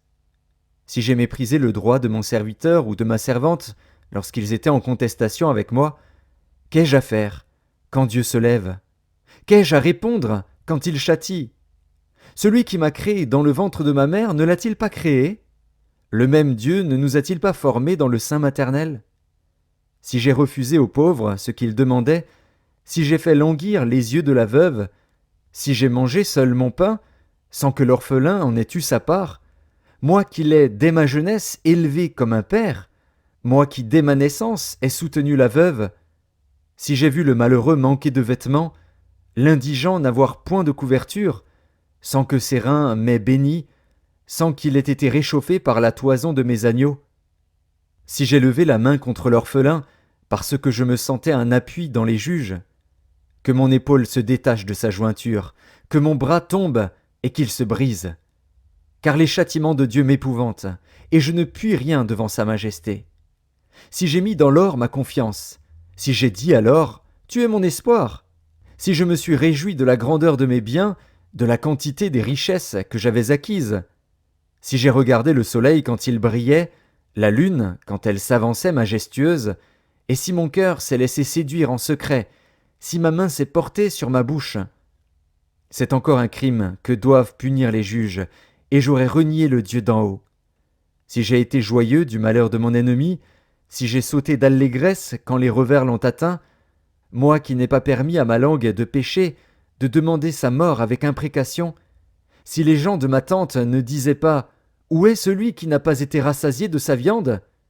Si l'étranger passait la nuit dehors, si je n'ouvrais pas ma porte aux voyageurs, si, comme les hommes, j'ai caché mes transgressions et renfermé mes iniquités dans mon sein, parce que j'avais peur de la multitude, parce que je craignais le mépris des familles, me tenant à l'écart et n'osant franchir ma porte, oh, qui me fera trouver quelqu'un qui m'écoute? Voilà ma défense toute signée, que le Tout-Puissant me réponde. Qui me donnera la plainte écrite par mon adversaire? Je porterai son écrit sur mon épaule, je l'attacherai sur mon front comme une couronne. Je lui rendrai compte de tous mes pas, je m'approcherai de lui comme un prince. Si ma terre crie contre moi, et que ses sillons versent des larmes, si j'en ai mangé le produit sans l'avoir payé, et que j'ai attristé l'âme de ses anciens maîtres, qu'il y croisse des épines au lieu de froment, et de l'ivraie au lieu de l'orge. Fin des paroles de Job. Job, chapitre 32. Ces trois hommes cessèrent de répondre à Job parce qu'ils se regardaient comme justes. Alors s'enflamma de colère Élihu, fils de Barakil, de Buz, de la famille de Ram. Sa colère s'enflamma contre Job, parce qu'il se disait juste devant Dieu. Et sa colère s'enflamma contre ses trois amis, parce qu'ils ne trouvaient rien à répondre et que néanmoins ils condamnaient Job. Comme ils étaient plus âgés que lui, Élihu avait attendu jusqu'à ce moment pour parler à Job. Mais, voyant qu'il n'y avait plus de réponse dans la bouche de ces trois hommes, Élihu s'enflamma de colère. Et Élihu, fils de Barakil de Buz, prit la parole et dit : « Je suis jeune, et vous êtes des vieillards. C'est pourquoi j'ai craint, j'ai redouté de vous faire connaître mon sentiment.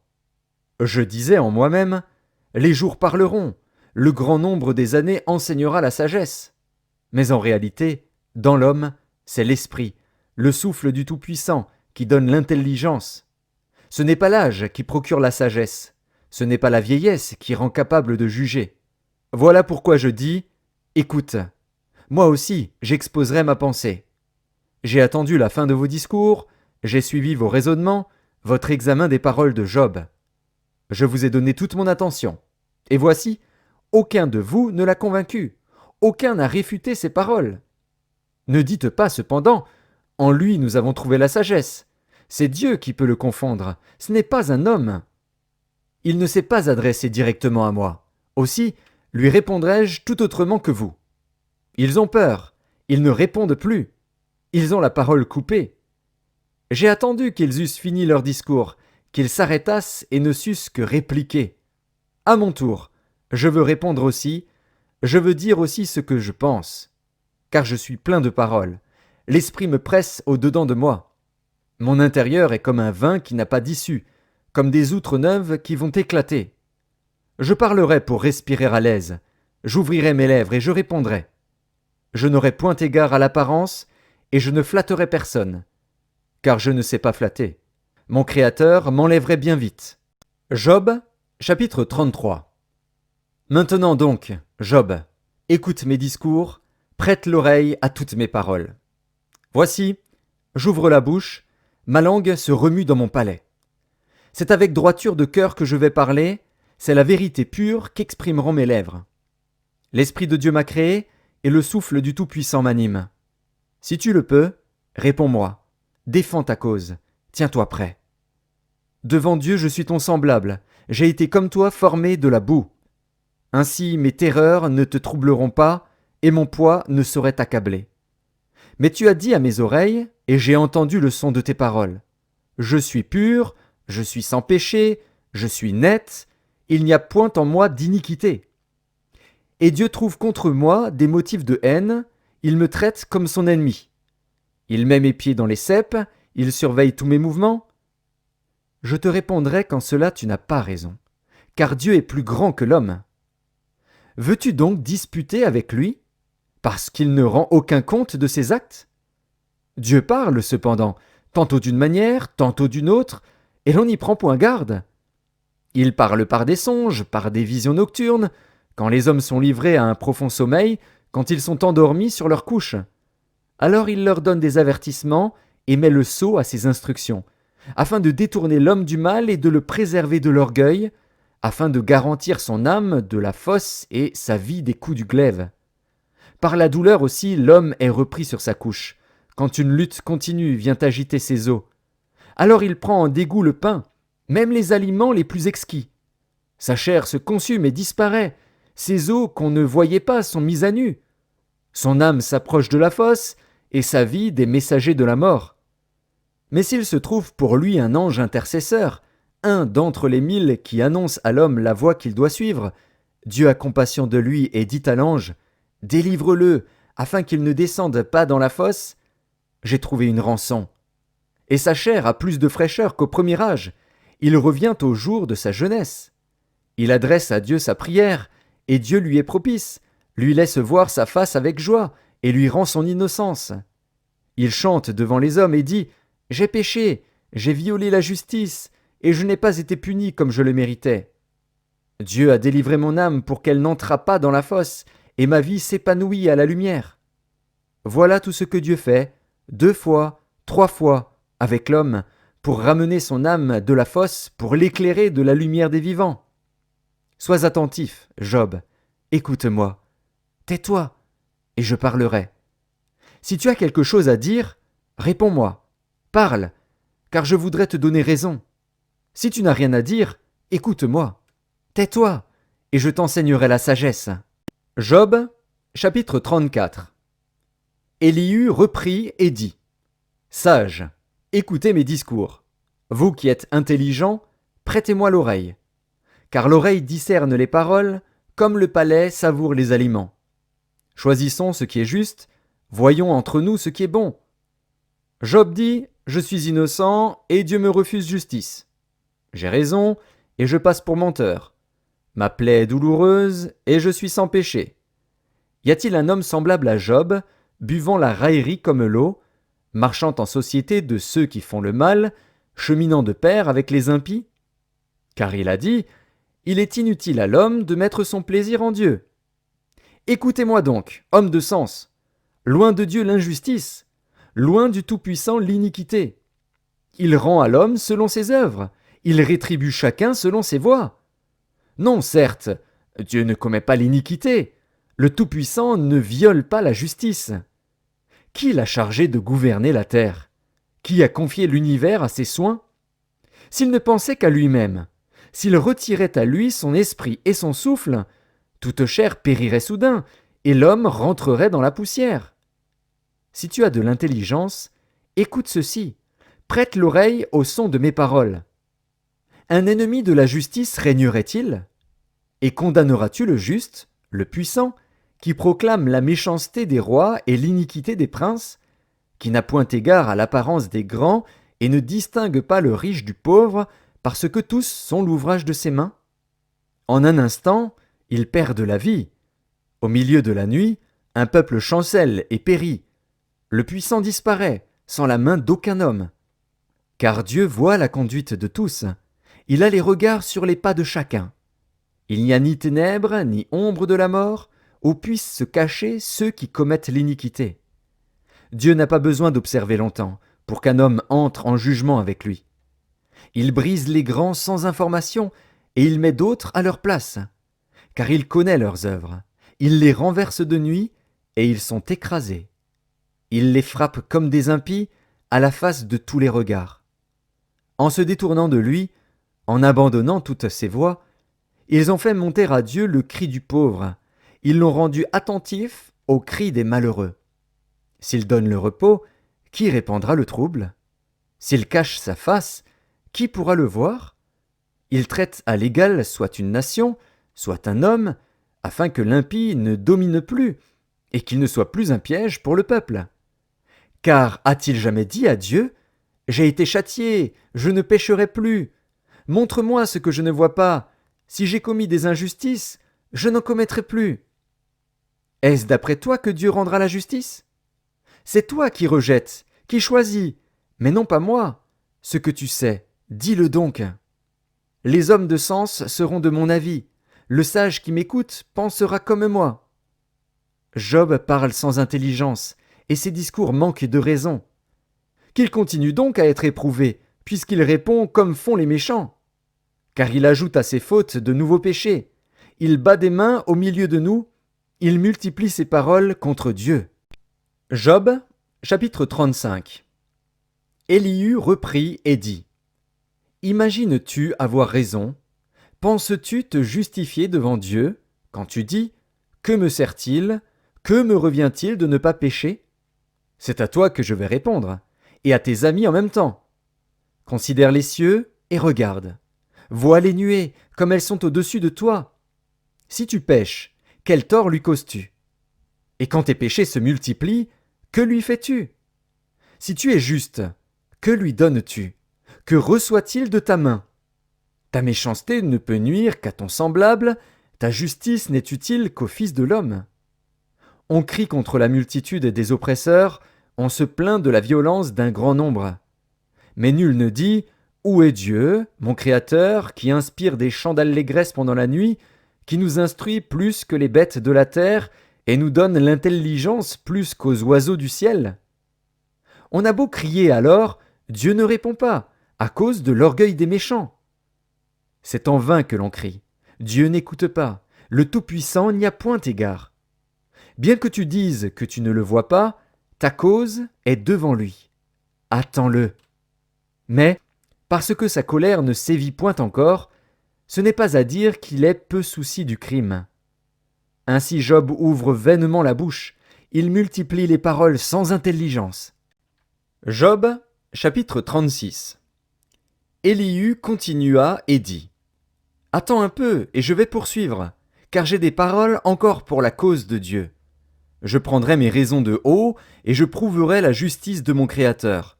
Sois-en sûr, mes discours ne sont pas des mensonges, mes sentiments devant toi sont sincères. Dieu est puissant, mais il ne rejette personne. Il est puissant par la force de son intelligence. Il ne laisse pas vivre le méchant, et il fait droit aux malheureux. Il ne détourne pas les yeux de dessus les justes. Il les place sur le trône avec les rois. Il les y fait asseoir pour toujours, afin qu'ils soient élevés. Viennent-ils à tomber dans les chaînes? Sont-ils pris dans les liens de l'adversité?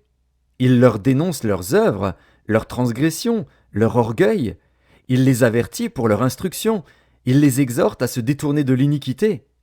S'ils écoutent et se soumettent, ils achèvent leurs jours dans le bonheur, leurs années dans la joie. S'ils n'écoutent pas, ils périssent par le glaive, ils expirent dans leur aveuglement. Les impies se livrent à la colère, ils ne crient pas à Dieu quand il les enchaîne. Ils perdent la vie dans leur jeunesse, ils meurent comme les débauchés. Mais Dieu sauve le malheureux dans sa misère, et c'est par la souffrance qu'il l'avertit. Il te retirera aussi de la détresse pour te mettre au large, en pleine liberté, et ta table sera chargée de mets succulents. Mais si tu défends ta cause comme un impie, le châtiment est inséparable de ta cause. Que l'irritation ne t'entraîne pas à la moquerie, et que la grandeur de la rançon ne te fasse pas dévier. Tes cris suffiraient-ils pour te sortir d'angoisse, et même toutes les forces que tu pourrais déployer? ne soupire pas après la nuit, qui enlève les peuples de leur place. Garde-toi de te livrer au mal, car la souffrance t'y dispose. Dieu est grand par sa puissance. Qui saurait enseigner comme lui? Qui lui prescrit ses voies? Qui ose dire « Tu fais mal » Souviens-toi d'exalter ses œuvres, que célèbrent tous les hommes. Tout homme les contemple, chacun les voit de loin. Dieu est grand, mais sa grandeur nous échappe. Le nombre de ses années est impénétrable. Il attire à lui les gouttes d'eau, il les réduit en vapeur et forme la pluie. Les nuages la laissent couler, ils la répandent sur la foule des hommes. Et qui comprendra le déchirement de la nuée, le fracas de sa tente? Voici, il étend autour de lui sa lumière, et il se cache jusque dans les profondeurs de la mer. Par ses moyens il juge les peuples, et il donne la nourriture avec abondance. Il prend la lumière dans sa main, il la dirige sur ses adversaires. Il s'annonce par un grondement. Les troupeaux pressentent son approche. Job, chapitre 37. Mon cœur est tout tremblant, il bondit hors de sa place. Écoutez, écoutez le frémissement de sa voix, le grondement qui sort de sa bouche. Il le fait rouler dans toute l'étendue des cieux, et son éclair brille jusqu'aux extrémités de la terre. Puis éclate un rugissement. Il tonne de sa voix majestueuse. Il ne retient plus l'éclair, dès que sa voix retentit. Dieu tonne avec sa voix d'une manière merveilleuse. Il fait de grandes choses que nous ne comprenons pas. Il dit à la neige, « Tombe sur la terre ». Il le dit à la pluie, même aux plus fortes pluies. Il met un sceau sur la main de tous les hommes, afin que tous se reconnaissent comme ses créatures. L'animal sauvage se retire dans une caverne et se couche dans sa tanière. L'ouragan vient du midi, et le froid des vents du nord. Par son souffle, Dieu produit la glace. Il réduit l'espace où se répandaient les eaux. Il charge de vapeur les nuages, il les disperse étincelants. Leurs évolutions varient selon ses desseins, pour l'accomplissement de tout ce qu'il leur ordonne sur la face de la terre habitée. C'est comme une verge dont il frappe sa terre, ou comme un signe de son amour, qu'il les fait apparaître. Job, sois attentif à ces choses. Considère encore les merveilles de Dieu. Sais-tu comment Dieu les dirige et fait briller son nuage étincelant? Comprends-tu le balancement des nuées, les merveilles de celui dont la science est parfaite? Sais-tu pourquoi tes vêtements sont chauds quand la terre se repose par le vent du midi? Peux-tu comme lui étendre les cieux, aussi solides qu'un miroir de fonte? Fais-nous connaître ce que nous devons lui dire. Nous sommes trop ignorants pour nous adresser à lui. Lui annoncera-t-on que je parlerai? Mais quel est l'homme qui désire sa perte? On ne peut fixer le soleil qui resplendit dans les cieux lorsqu'un vent passe et en ramène la pureté. Le septentrion le rend éclatant comme l'or. Oh, que la majesté de Dieu est redoutable! Nous ne saurions parvenir jusqu'au Tout-Puissant, grand par la force, par la justice, par le droit souverain. Il ne répond pas. C'est pourquoi les hommes doivent le craindre. Il ne porte les regards sur aucun sage. Job, chapitre 38. L'Éternel répondit à Job du milieu de la tempête et dit : Qui est celui qui obscurcit mes desseins par des discours sans intelligence? Saint terrain comme un vaillant homme, je t'interrogerai et tu m'instruiras. Où étais-tu quand je fondais la terre? Dis-le, si tu as de l'intelligence. Qui en a fixé les dimensions? Le sais-tu? Ou qui a étendu sur elle le cordeau? Sur quoi ces bases sont-elles appuyées? Ou qui en a posé la pierre angulaire? Alors que les étoiles du matin éclataient en chants d'allégresse et que tous les fils de Dieu poussaient des cris de joie? Qui a fermé la mer avec des portes, quand elle s'élança du sein maternel? Quand je fis de la nuée son vêtement et de l'obscurité ses langes? Quand je lui imposai ma loi et que je lui mis des barrières et des portes? Quand je dis « Tu viendras jusqu'ici, tu n'iras pas au-delà, ici s'arrêtera l'orgueil de tes flots » ? Depuis que tu existes, as-tu commandé au matin? As-tu montré sa place à l'aurore pour qu'elle saisisse les extrémités de la terre et que les méchants en soient secoués?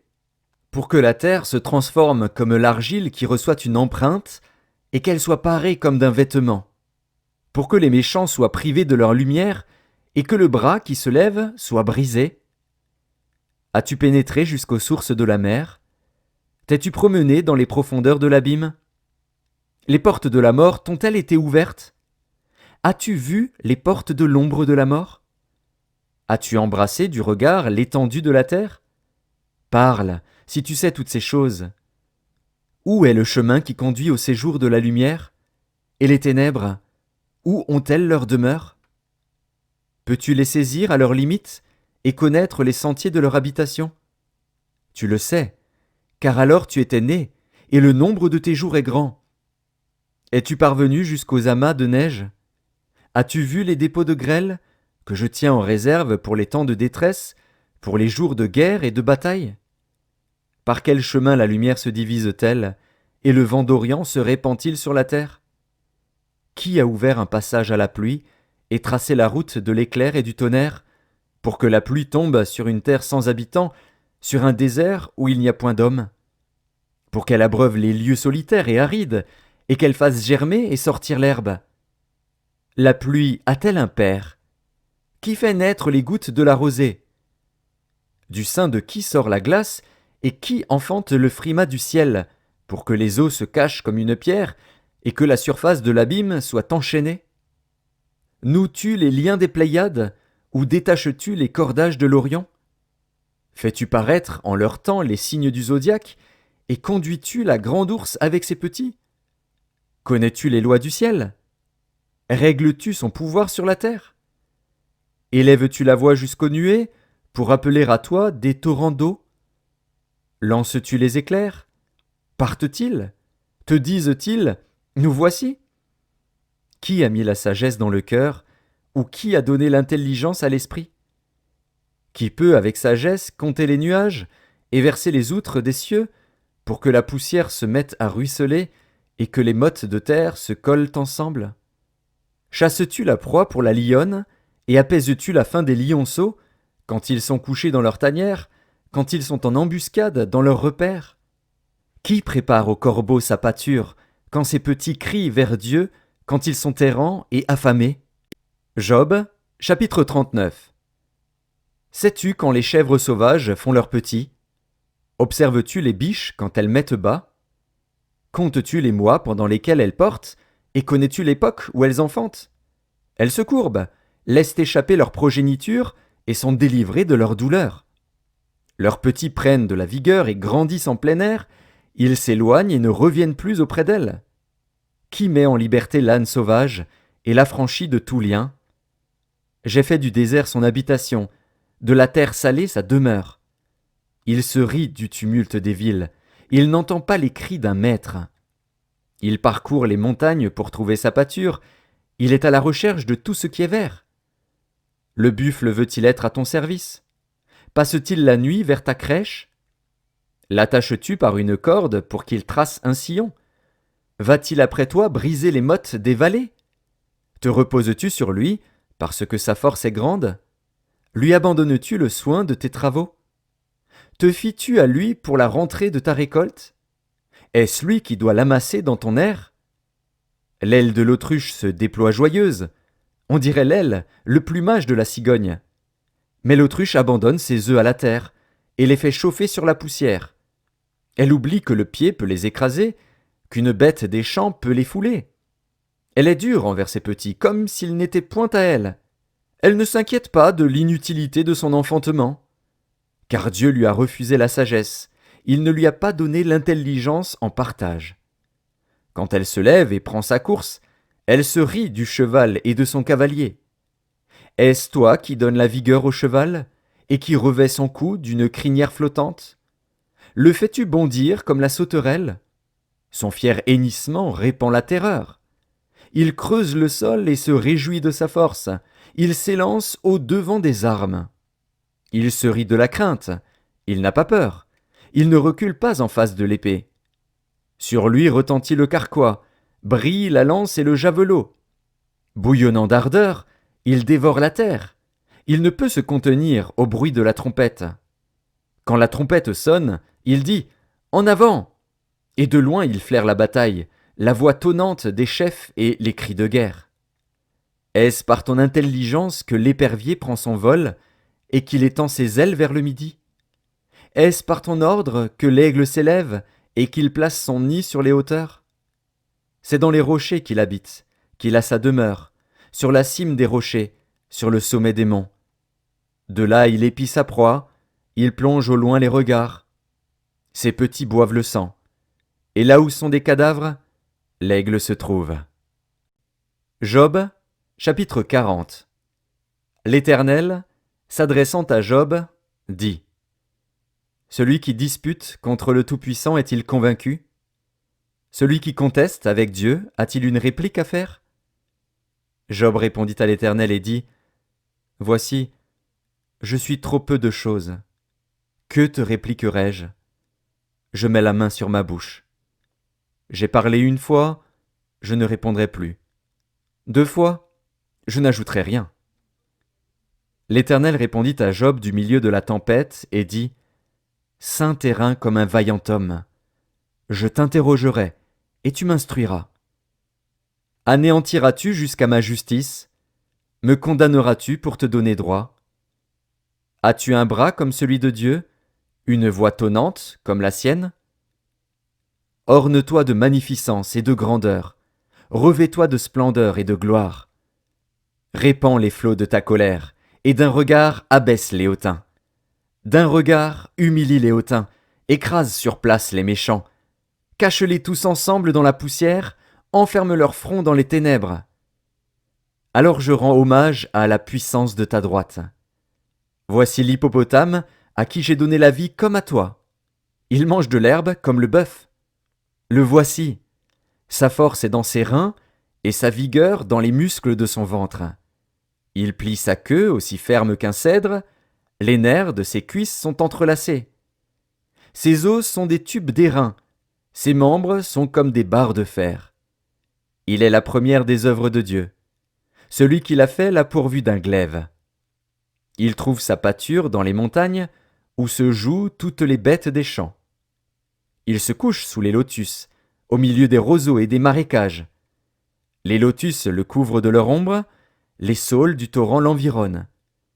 Que le fleuve vienne à déborder, il ne s'enfuit pas.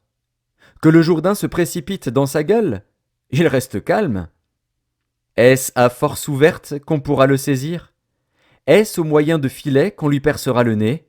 Job, chapitre 41. Prendras-tu le crocodile à l'hameçon? Saisiras-tu sa langue avec une corde? Mettras-tu un jonc dans ses narines? Lui perceras-tu la mâchoire avec un crochet? Te pressera-t-il de supplications? Te parlera-t-il d'une voix douce? Fera-t-il une alliance avec toi pour devenir à toujours ton esclave? Joueras-tu avec lui comme avec un oiseau? L'attacheras-tu pour amuser tes jeunes filles? Les pêcheurs en trafiquent-ils? Le partagent-ils entre les marchands? Couvriras-tu sa peau de dard et sa tête de harpon?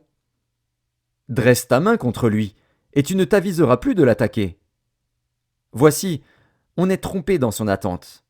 À son seul aspect, n'est-on pas terrassé? Nul n'est assez hardi pour l'exciter. Qui donc me résisterait en face? De qui suis-je le débiteur? Je le payerai. Sous le ciel, tout m'appartient. Je veux encore parler de ses membres, et de sa force, et de la beauté de sa structure. Qui soulèvera son vêtement? Qui pénétrera entre ses mâchoires? Qui ouvrira les portes de sa gueule? Autour de ses dents habite la terreur. Ses magnifiques et puissants boucliers sont unis ensemble comme par un sceau. Ils se serrent l'un contre l'autre, et l'air ne passerait pas entre eux. Ce sont des frères qui s'embrassent, se saisissent, demeurent inséparables. Ses éternuements font briller la lumière. Ses yeux sont comme les paupières de l'aurore. Des flammes jaillissent de sa bouche, des étincelles de feu s'en échappent. Une fumée sort de ses narines, comme d'un vase qui bout, d'une chaudière ardente. Son souffle allume les charbons, sa gueule lance la flamme. La force a son cou pour demeure, et l'effroi bondit au-devant de lui. Ses parties charnues tiennent ensemble, fondues sur lui, inébranlables. Son cœur est dur comme la pierre, dur comme la meule inférieure. Quand il se lève, Les plus vaillants ont peur, et l'épouvante les fait fuir. C'est en vain qu'on l'attaque avec l'épée. La lance, le javelot, la cuirasse ne servent à rien. Il regarde le fer comme de la paille, l'airain comme du bois pourri. La flèche ne le met pas en fuite. Les pierres de la fronde sont pour lui du chaume. Il ne voit dans la massue qu'un brin de paille. Il rit au sifflement des dards. Sous son ventre sont des pointes aiguës. On dirait une herse qu'il étend sur le limon. Il fait bouillir le fond de la mer comme une chaudière. Il l'agite comme un vase rempli de parfums. Il laisse après lui un sentier lumineux. L'abîme prend la chevelure d'un vieillard. Sur la terre, nul n'est son maître. Il a été créé pour ne rien craindre. Il regarde avec dédain tout ce qui est élevé. Il est le roi des plus fiers animaux. Job, chapitre 42. Job répondit à l'Éternel et dit : Je reconnais que tu peux tout, et que rien ne s'oppose à tes pensées. Quel est celui qui a la folie d'obscurcir mes desseins ? Oui, j'ai parlé, sans les comprendre, de merveilles qui me dépassent et que je ne conçois pas. Écoute-moi, et je parlerai. Je t'interrogerai, et tu m'instruiras. Mon oreille avait entendu parler de toi. Mais maintenant, mon œil t'a vu. C'est pourquoi je me condamne, et je me repens sur la poussière et sur la cendre. Après que l'Éternel eut adressé ces paroles à Job, il dit à Éliphaz de Théman : Ma colère est enflammée contre toi et contre tes deux amis, parce que vous n'avez pas parlé de moi avec droiture comme l'a fait mon serviteur Job. Prenez maintenant 7 taureaux et 7 béliers, allez auprès de mon serviteur Job, et offrez pour vous un holocauste. Job, mon serviteur, priera pour vous, et c'est par égard pour lui seul que je ne vous traiterai pas selon votre folie, car vous n'avez pas parlé de moi avec droiture, comme l'a fait mon serviteur Job. Éliphaz de Théman, Bildad de Shuar, et Tsophar de Naama allèrent et firent comme l'Éternel leur avait dit.